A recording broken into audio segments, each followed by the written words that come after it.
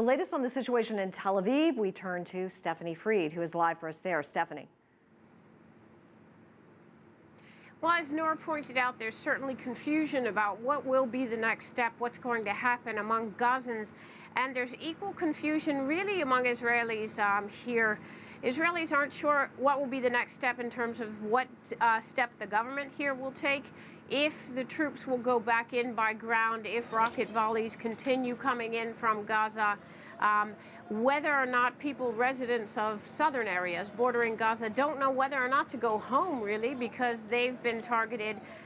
In terms of the numbers, there have been dozens of rockets that were fired since that ceasefire agreement ended yesterday morning. And the Israeli army, the IDF, says that they've targeted 100 sites, including a rocket launching site that was located next to a mosque in Gaza City.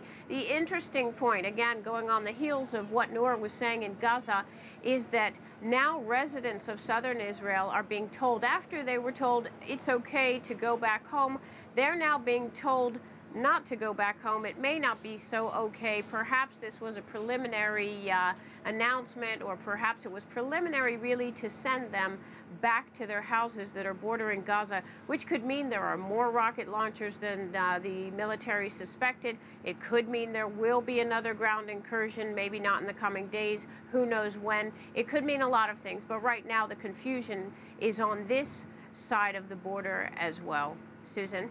Stephanie, what is Israel's position on the current negotiations for a long-term agreement or ceasefire?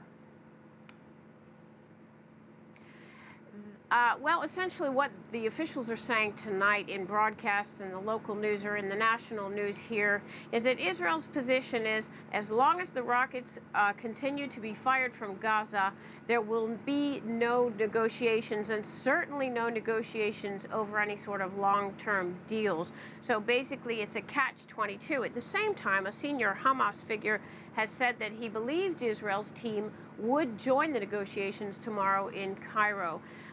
Several ministers appeared on national television this evening, and they made it very clear again that they won't discuss long-term agreements with Hamas. Some of the demands that Hamas leaders are making brokered via Egypt, via the Palestinian Authority, for a releasing of some of Israel's hold on the borders and on the goods that go through the borders of Gaza, on opening up an airport, on opening seaports.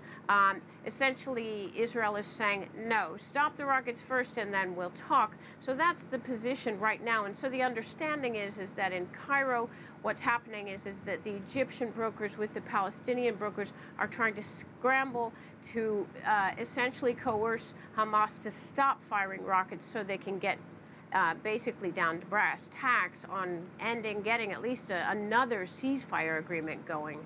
Susan? Stephanie Freid reporting live in Tel Aviv. We will check back in with you later. Thank you for that.